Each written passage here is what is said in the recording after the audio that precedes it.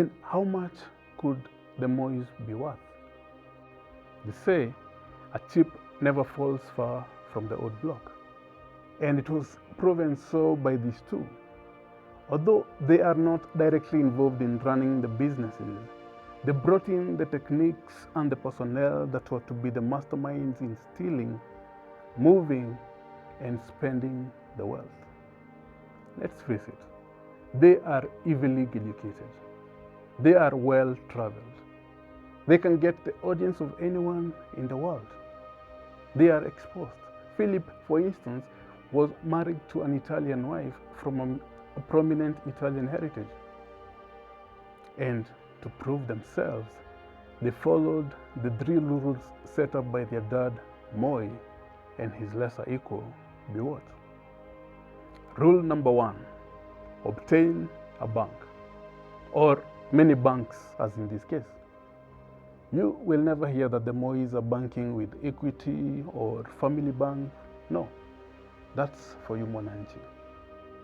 For instance, Gideon Mois has control and vested interest in Zero Bank, First American Bank, and Equatorial Bank.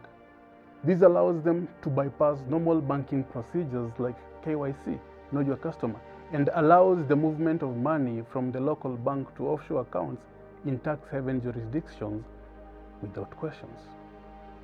The ownership of banks had started earlier with Mois and Biwott, and would be a common trick that all the perpetrators in this web of deceit will be using. Mois and Biwott co-owned 4 banks. That was through nominees and proxy directors like the trusted Kanyotu and Joshua Kulei, the Middle East Bank, Pan-African Bank, Trade Bank, and since they were in an elite club, they also owned Bank Belgolis in Belgium. Rule number 2, obtain services of world-class money launderers. This is a no-brainer if you want to be in the 1% of who owns the world. And not to sound opinionated towards the Indians, but it is their names that feature prominently. And rule number 3, give government contracts to crooks. Here, crooks would be international business magnates or local tribal loyalists. And this is the most important part.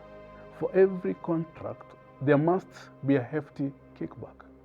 Hefty enough for the president and crumbs for those seated at his table.